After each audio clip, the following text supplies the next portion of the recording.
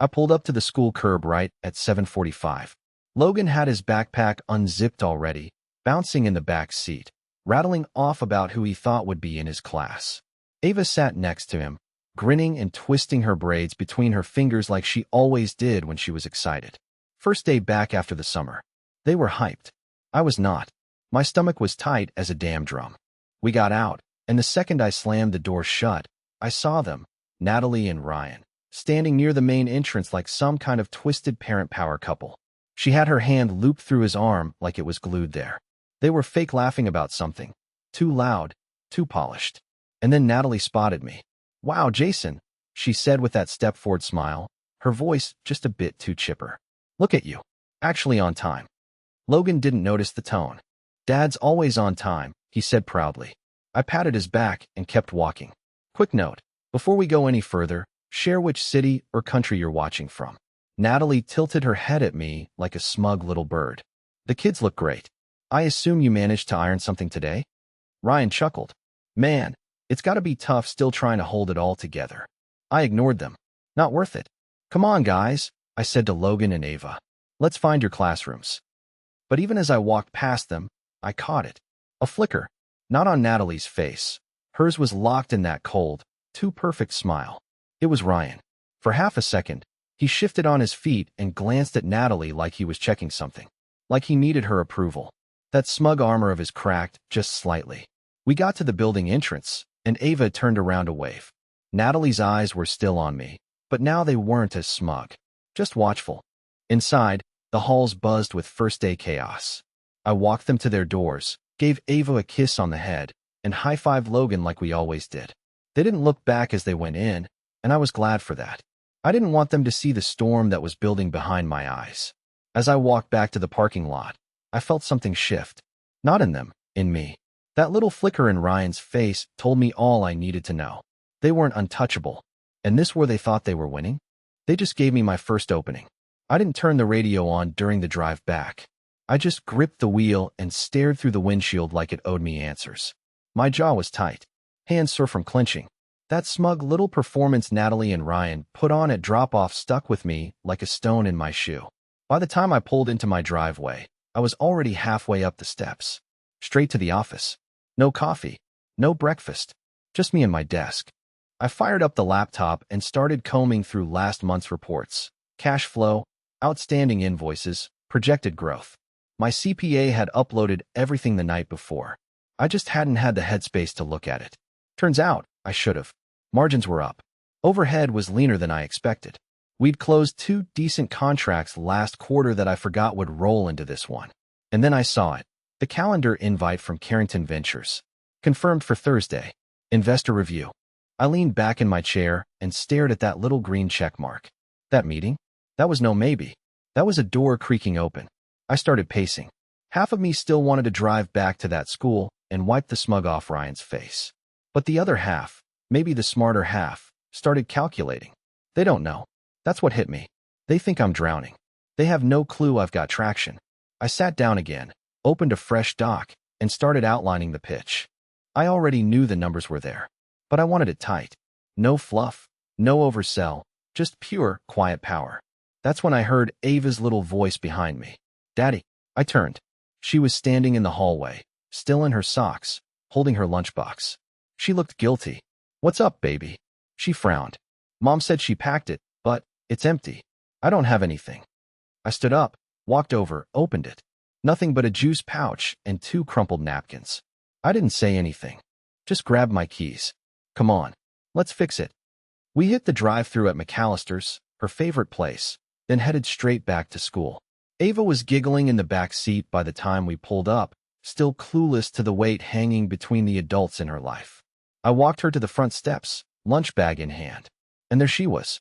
Natalie stood off to the side, talking to another mom in that tight little whisper she always used when she wanted people to lean in. But the second she spotted me, she stiffened. Her smile flickered. Just a twitch. But I caught it. I didn't wave. I didn't smirk. I just handed Ava her lunch, kissed her on the forehead, and turned around like Natalie wasn't even worth the breath. I could feel her eyes on my back the whole walk to the car. And you know what? That heat I'd been feeling all morning. It shifted. Wasn't rage anymore. It was control. I wasn't scrambling. I wasn't chasing. I had something they didn't know existed, momentum. And that felt better than any comeback line ever could. As I pulled out of the lot, I looked in the rearview mirror and saw her standing there, still holding her phone like she'd forgotten what she was doing. Whatever game they thought they were playing.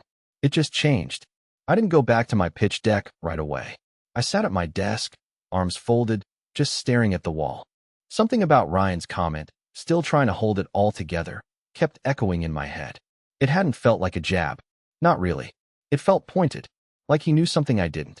So I opened up my browser and typed in his name. Not much came up at first. Some charity event pics, old real estate press. Same stuff I'd seen before. But then I dug deeper. Searched company registrations by state. Took a while, but something finally hit. Crossridge Solutions, LLC. Formed 3 months ago. Registered in Charlotte, where Ryan's been commuting for consulting. Registered agent? Some shell company in Florida. He wasn't consulting. He was building something. Quietly, I leaned forward, cracked my knuckles, and kept digging. The company listed no physical office, but the EIN matched another filing I recognized, one of our old vendor codes. That's when my stomach dropped. This wasn't just some side hustle.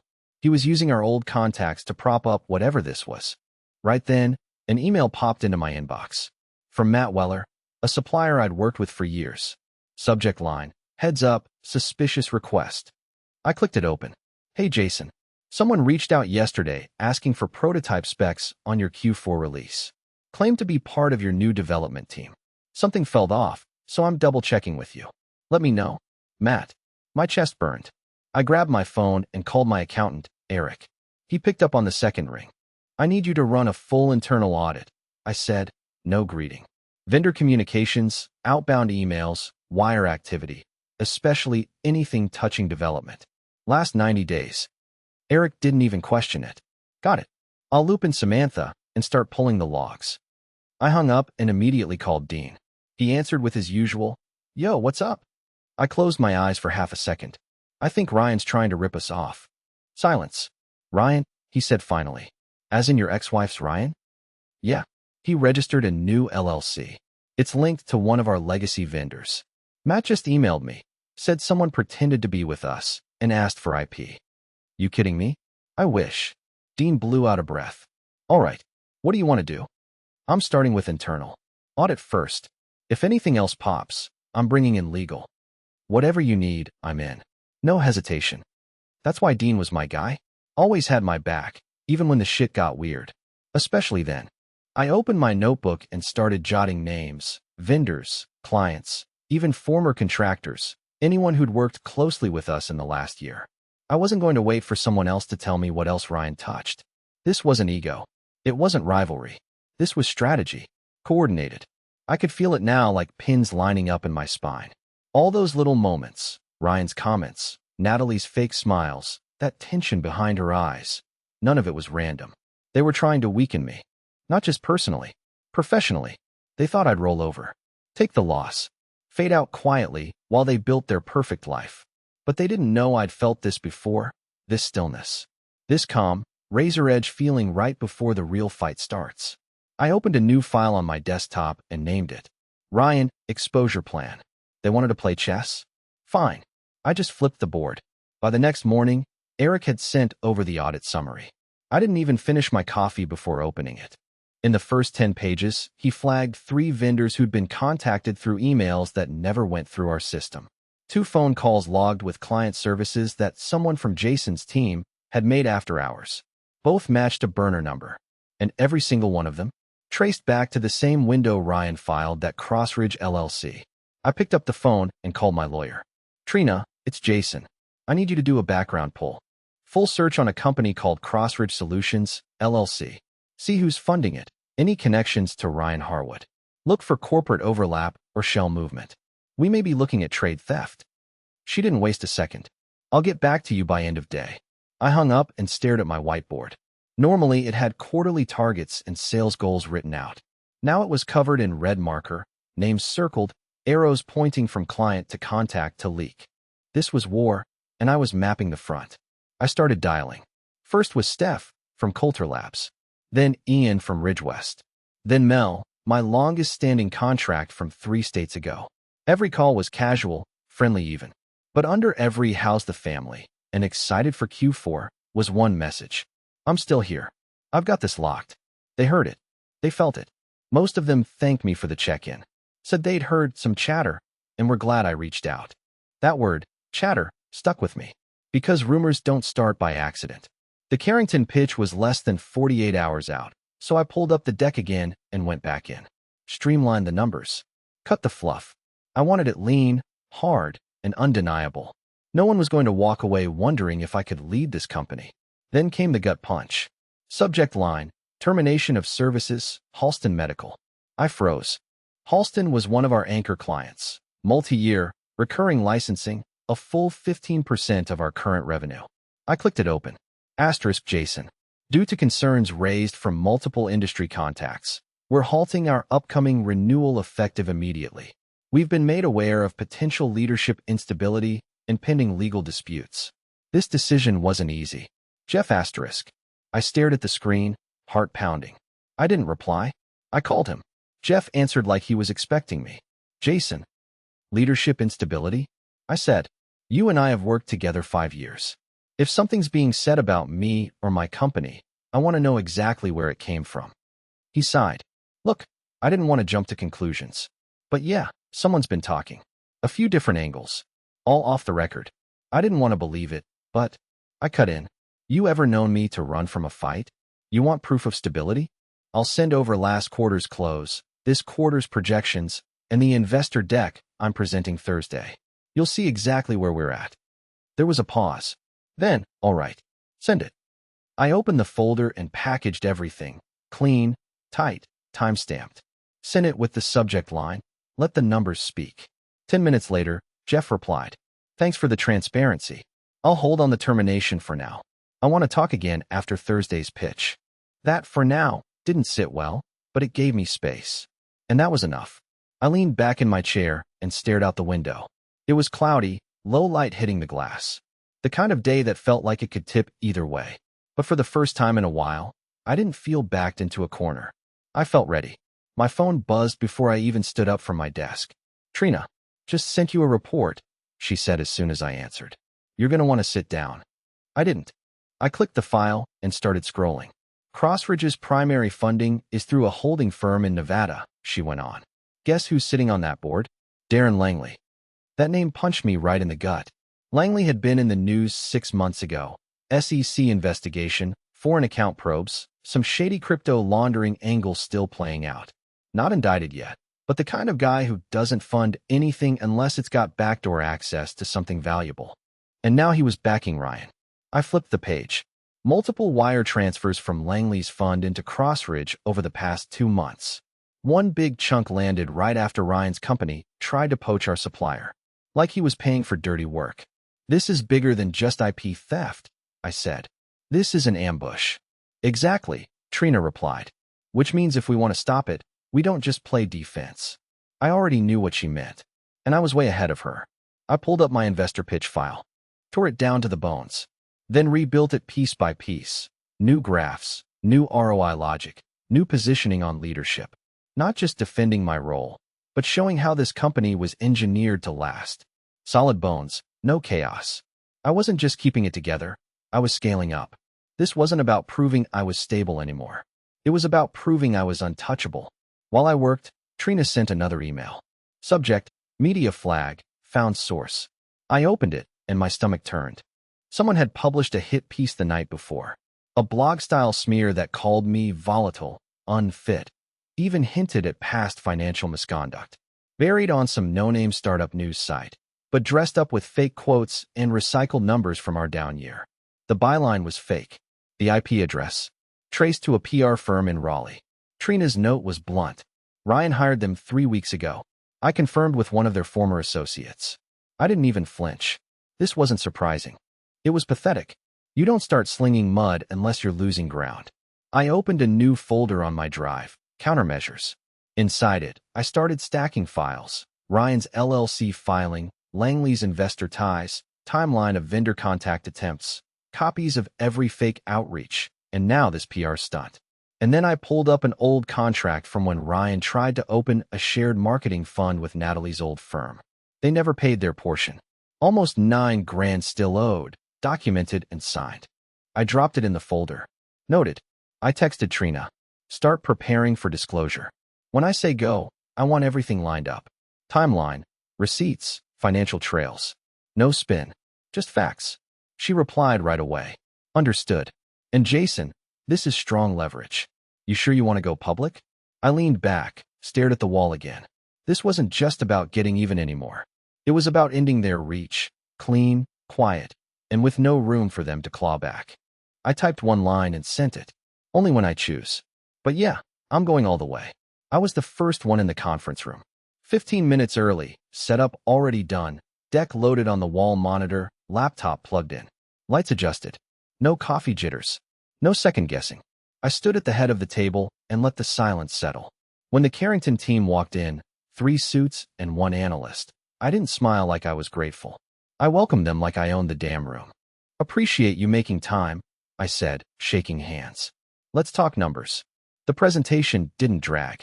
I kept it sharp, 10 slides, no fluff. Just proof. Current growth up 13%.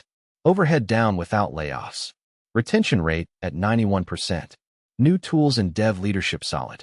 I didn't pitch myself as a founder clawing back from chaos. I showed them a system that ran because I knew how to build it right from the ground up, even under pressure. The analyst asked one question about competitive risk. I answered with 2 case studies and 3 stats. No emotion, just facts and traction. When I clicked to the final slide, projected growth through Q3, no one said a word for a few seconds. Then the lead investor, Thompson, leaned forward and said, "This is exactly what we look for. Controlled growth, clean data, experienced leadership. We're in." Just like that. As they packed up, Thompson gave me one more look. "You're not who they said you were." I smiled. They never get it right the first time. They left. I closed my laptop and stepped out into the hall. Sunlight hit the floor like a spotlight. I pulled out my phone and called Trina. She picked up with no greeting. "I saw the filing. They're already backing you." Confirmed. "Yup. Carrington's signed." Meanwhile, Ryan's firm just lost 2 co-investors. Langley's name being tied to it didn't help. "Good. Get the exposure doc ready," I told her. "Not sending it yet, but I want it sitting hot." That night was Ava's back-to-school parent night. PDA tables, paper decorations, finger foods. Kids running around in sneakers and sparkly backpacks. I wore the same shirt from the investor pitch. Still pressed. Still sharp. When I walked into the gym, Natalie saw me first. She was standing near the juice table with Ryan, both of them in full stage smile mode, until I got closer. Her jaw tightened. His shoulders locked up. I didn't rush it. I stopped by the teacher welcome booth, grabbed a flyer, nodded to a couple other parents. Then I walked right over to them. "Evening," I said, casual. "Just came from the Carrington meeting. We closed. Fully funded through Q3 next year." Natalie blinked fast. Ryan's smile stayed frozen, but his face went pale. Almost waxy. I wasn't done. "Oh, and if anyone's heard any rumors," I said loud enough for the 2 moms behind us to hear, "just know the numbers speak for themselves. No instability. No issues. Full transparency. Always." Ryan opened his mouth, then shut it. Natalie looked at the floor. I looked them both in the eye and smiled. Not smug, just clean and clear. "You two have a good night." Then I walked away. And for once, they didn't follow. I was barely in the car, doors still swinging shut behind me, when my phone buzzed. "Natalie, can we talk? Just us. It's about Ryan. He might have overstepped." I stared at the screen for a second. No apology. No explanation. Just soft little bait to make me lean in. I didn't bite. But I agreed to meet. Next morning, we sat across from each other at Cafe Edgewood. Neutral ground. Public. She was already there when I walked in, pretending to scroll her phone, fake calm layered over obvious panic. I took the seat across from her and didn't say a word. She started. "Thanks for coming. I know things have gotten." I cut her off. "Cut the warm-up. Say what you need to say." She blinked, adjusted the strap on her purse. That little tell she always did when she was off balance. "Ryan's made some decisions without telling me," she said, voice quieter now. "He's been aggressive. I didn't know about the PR thing until after it ran." "You live with him. Share accounts." Don't insult me by pretending you didn't know what was going on. I didn't sign off on. Yeah, but you didn't stop it either. Her jaw clenched. She tried again. Look, I didn't come here to fight. I came to say, I get it now. You've been doing well. And maybe he was wrong to try to interfere with that. Interfere? I said. He impersonated my staff. Tried to steal client data. Smeared my name in print. That's not interference. That's a takedown attempt. I know, she said, finally looking me in the eye. And I'm not defending it. But I'm asking, before this goes nuclear, can we just pause? Think about the kids. They don't need this turning into some public war. I leaned back in my chair. Let her words hang there. She'd never once said, think about the kids, when it was me getting dragged through the dirt. Only now that the heat was swinging back toward her side did she play the mother card. You want calm? I asked. Then tell Ryan to stop. Because I've got the file ready. Every move he made. Every dollar he pulled through Langley's fund. Every burner call. Every ghost email. I even have the unpaid contract you two tried to bury. I hit go, and he's exposed. Her hands tightened around her mug. He's thinking about involving legal. Let him, I said. Because once lawyers are involved, everything becomes public record, including the investors he's been lying to. You ready for that? She didn't answer. You don't get to play peacemaker now, Natalie. Not after standing next to him while he tried to torch what I built. I wasn't trying to hurt you, she whispered. No, you just didn't care if I got hurt. That's worse. She looked down at her lap. The first real silence between us in months. No sarcasm. No smirks. Just the weight of someone who realized they pushed the wrong person too far. She stood up slowly. I'll talk to him. I stood too. Do that. But just know, if he pushes again, I push harder. And next time, there won't be a meeting. She hesitated like she wanted to say something else. Maybe explain. Maybe beg. But she didn't. She turned and walked out. I sat back down, pulled out my phone, and texted Trina. Go time. Start the release protocol. Stage 1 only. No media yet. Just investor level. She sent back a single check mark. Ryan wanted to play big. Let's see how he handles collapse. Trina didn't waste time. By that evening, the first round of targeted disclosures hit inboxes. Direct, airtight, no spin, just documentation. Copies of Ryan's LLC structure tied to Langley. The timeline of impersonation attempts. Email metadata. Vendor complaints. Enough to make any half-conscious investor backpedal before they caught fire. We didn't leak it to press. Not yet. Just investor channels, legal contacts, and the top 3 industry Slack groups we knew Ryan's name was floating in. It worked faster than I expected. First came Dunley Capital. They emailed Crossridge's support alias asking to review their position. Then a pullout notice from a minor investor in Tampa.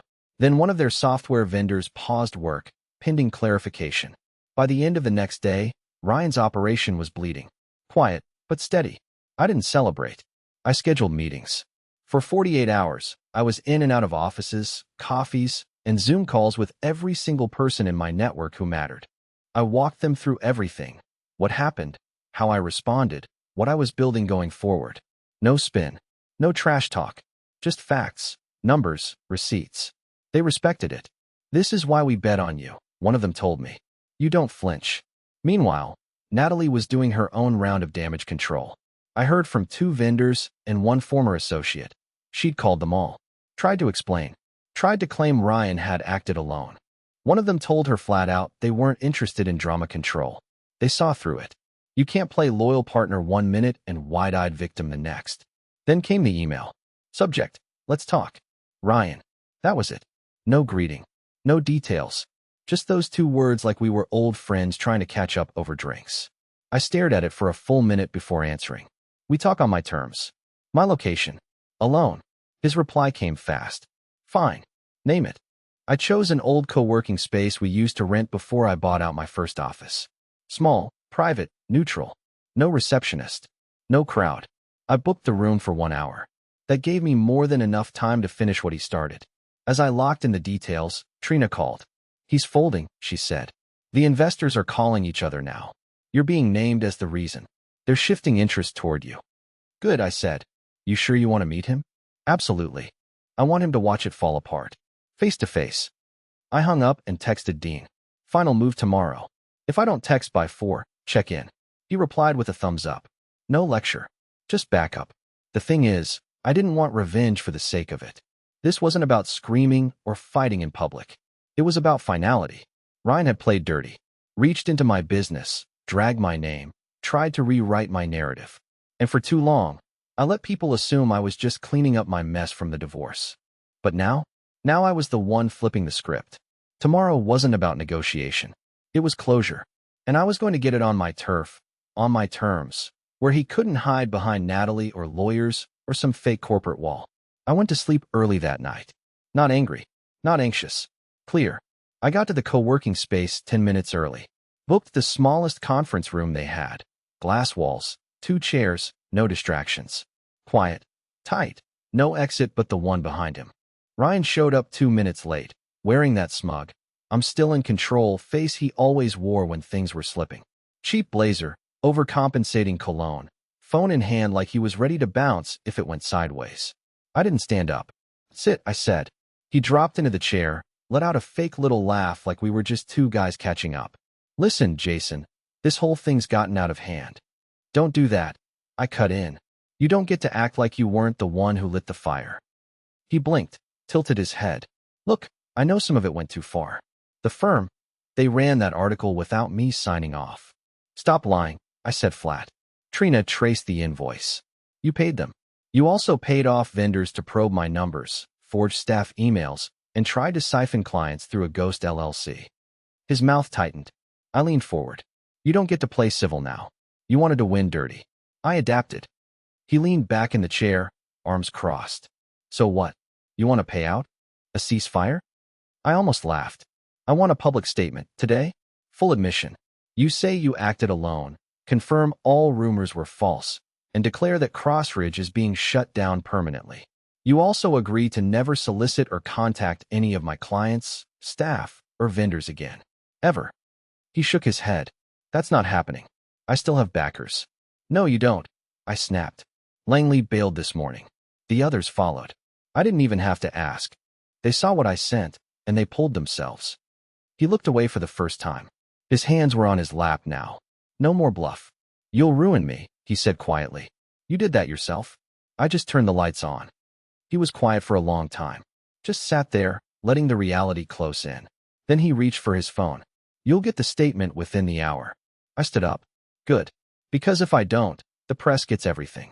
Including the contract Natalie still owes me for. He paused again. She didn't know all of it. I stared him down. Then next time, don't hand the matches to someone you claim is innocent. He looked hollow, smaller than I'd ever seen him. As he walked out, I said one last thing. Try anything again, and I'll bury you. Legally, publicly, with pleasure. He didn't look back. The statement came 52 minutes later. Sent to every contact we listed, plus 3 industry groups and a major investor forum. It was cold, formal, and stripped of spin.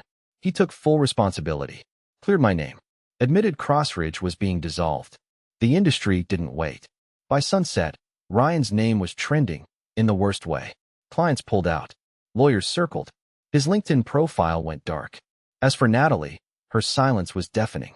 The power couple glow? Gone. No posts, no smiling photos, no updates. I heard from one mutual contact that she tried to pitch a new partnership that week. Nobody returned her call. And me? I finally exhaled. Not because I won, but because for the first time in years, I wasn't playing defense. I was free. The silence was the first thing I noticed. No more half glances at school pickup. No whispers from vendors. No bullshit headlines floating through inboxes. Just quiet. And that quiet? It felt earned. Client meetings came easier. Contracts renewed without hesitation. One of our biggest partners even upped their deal, said my response to the nonsense showed real leadership. I didn't celebrate. I just nodded and got back to work. I wasn't chasing trust anymore. I had it. Midweek, Natalie called. Her name popped up on my screen while I was wrapping up budget planning. I let it ring once. Twice. Third time, I picked up. She didn't say hi. Jason, Ryan's not doing well. I waited. He shut down. No calls. I think he might. He's talking about disappearing. Just walking away from everything. What do you want from me? I don't know. Maybe just don't hit back again. Please. I kept my voice steady. I'm not chasing him, but I'm not saving him either. I figured, she said, then hung up. That was the last time I heard her voice. A few days later, Dean and I were closing out Q3 numbers. He didn't say much, never needed to. Just slid the final balance sheet across the table and gave me a nod. You did it, he said. No, I corrected. We did. He smiled, took the last sip of his coffee, and got back to work like nothing changed. But everything had. That night, I took Ava and Logan out for burgers. Nothing fancy, just the corner joint with the patio where they could run around like maniacs while I finished my fries. Ava sat next to me, ketchup on her cheek, legs swinging under the bench. She looked up at me and asked, "Why you been smiling more lately?" I didn't dodge it. I didn't sugarcoat it. Because things are finally good. She smiled back like that was enough. And honestly, it was. I watched them chasing each other in the grass, laughing like nothing in the world was heavy. And in that moment, I realized something. This whole fight, every long night, every sharp word, every blow I returned, wasn't about revenge. It was about reclaiming something they tried to take from me. Peace. And now that I had it, I wasn't letting go.